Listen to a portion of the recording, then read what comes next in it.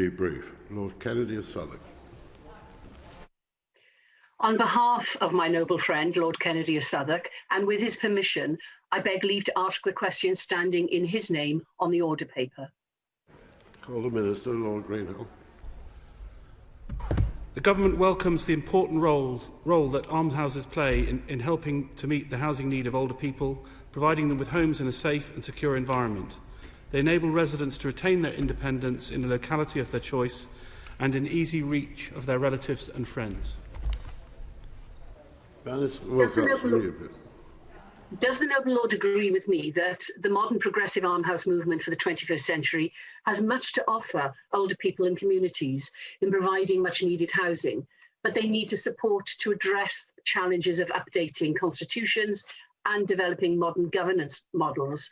My noble friend, Lord Kennedy, is a trustee of United St Saviour's, a charity that's building a new almshouse in Southwark Park Road. And when conditions allow, my noble friend would be delighted if the noble Lord visited the site with him. My Lords, I'm very happy to accept the kind invitation of the noble Lord Kennedy to visit the almshouse, and I do recognise the important contribution that the almshouses provide for providing that kind of housing for, I believe it's 36,000 homes for our elderly people that otherwise wouldn't have accommodation. Bishop of London. My Lords, I declare my interest as stated in the Register. The Church of England continues to provide excellent almshouses provision as a support to older people through its charities. There are over 30,000 almshouses in the UK, and more than 1,000 new almshouses have been built in the last decade. Another 750 are in the pipeline, providing places of flourishing and support for the elderly. However, the complexities of the buildings themselves prohibit modern building standards being achieved. Will the noble Lord the Minister comment about whether Her Majesty's Government will provide grants for local almshouse charities to upgrade their facilities within the complex planning frameworks associated with these buildings? Minister. My Lords, I thank the Church of England for the contribution they've made to the almshouse movement, and particularly in London. I remember in my local authority we had the Lygon Almshouse, and I would say that this is a problem that for all forms of sheltered and secure accommodation, that much of this needs to be upgraded. And I'll take away the point and write to you, if I may. Lord Mackay of Clashfern. My Lords, I am a vice patron of the almshouses. Is there a place for this excellent organisation in the government's awaited policy for social care? My Lords, I thank my noble friend for raising the issue of the support that goes with the bricks and mortar in terms of social care for the elderly and frail. And these are very complex questions to address. But I'd point out that the Government has committed £1 billion of extra funding every year for more social care staff and better infrastructure, technology and facilities. Bernard Greengross. Undercliff. My Lords, I declare my interest as in the Register. Many almshouses are provided by housing associations with low-cost housing, often in rural areas, helping to tackle the problem of isolation experienced by so many older people. One of the biggest I know well is Durham Aged Mine Workers, and only this morning I was talking to the marvellous care provider Brunel Care in Bristol. My Lords, care homes right across the country desperately need support, particularly in these difficult times. The long-awaited reform of social care funding is an opportunity to look at housing need right across the country. Can the Minister confirm when the Government will bring this forward? My Lords, I point out that the Government has seen 140,000 affordable homes delivered by local authorities in England in rural England since April 2010, and I will write to the noble lady on that matter.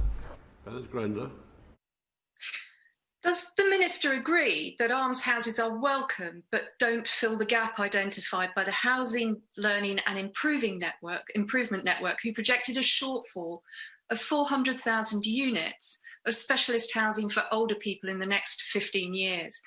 Can he tell us, therefore, how many new social housing units, not affordable social housing units, are to be created specifically for older people in order to avoid the unsuitable alternative, which is inevitably the private rented sector? My Lords, I pointed out that there are 36,000 almshouses. There are, however, 700,000 specialist supported and secure accommodation homes for the people of this country. In addition, I'd point out that the Affordable Homes Programme includes 10% towards specialist housing. But I'll write further if I can provide any assistance on that point. Lord Young Cookham. My Lords, will the current review of the planning system consider exempting almshouses from the infrastructure levy, which are raised at differential levels throughout the country, thereby freeing up the finances of these charitable institutions to continue to deliver homes to those in need? My Lords, my noble friend makes an incredibly important point that we'd want them to continue their endeavours without being burdened by the Community Infrastructure Levy. We're currently consulting on the proposals for reform set out in the Planning White Paper. We'll be listening carefully to all the representations made, including those from almshouses. Lord Folkestone, Cumbernauld. Lords, but if the government gave some money to these almshouses, not only would it provide safe, secure accommodation for older people, for more older people, but it would free up larger accommodation for families with young children. I don't think the Minister answered the Bishop of London's question. Will they seriously consider giving financial assistance to the almshouses to enable them to look after more older people? My Lords, respectfully, I feel that the almshouse movement is an extension of philanthropy, and it sits outside the state social housing system. It does. There are some that elect to be registered providers, and it is important to recognise that the government is providing a great deal of support towards the new build of affordable housing, both intermediate housing and social housing. And of course we want to see the almshouses continue to thrive. And I point out that in recent years we're seeing the greatest growth of modern times since the Victorian era. So something is going right with regard to new build. Lord Best. My Lords, almshouses are important providers of homes for older people, but the annual programme of house building for this age group by all private and social providers has fallen dramatically from over 28,000 homes 30 years ago to only around 7,000 homes today. Would the Noble Lord the Minister agree that government, Homes England, the GLA and local planning authorities should once again give greater priority to homes specifically for our ageing population?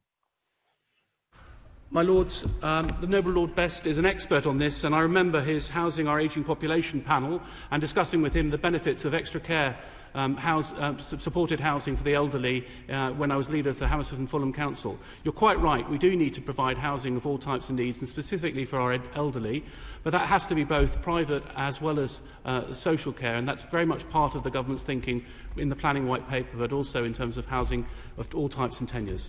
Alice Verma.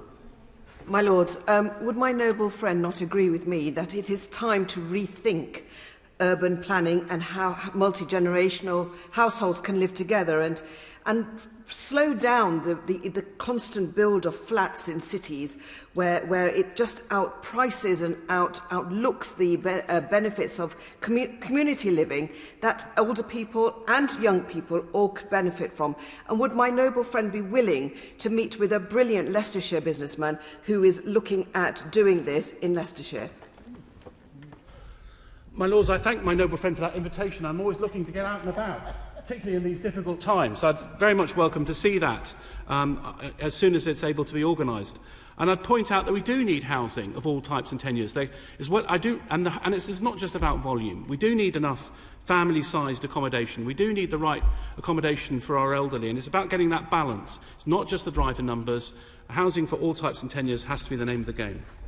Alice Scott of Needham Market. My Lords, the regulations for VAT, which govern charities who own buildings and therefore have to maintain, repair and enhance them, are extremely complex to administer. So would the Minister consider talking to his Treasury colleagues to see how these may be simplified? Because it seems perverse to direct charitable giving to the Treasury. My Lords, as a humble entrepreneur and businessman, we all want to see things thrive, and being weighed down by bureaucracy is not a good thing. So I'm happy to make those representations on your behalf to colleagues in HMT.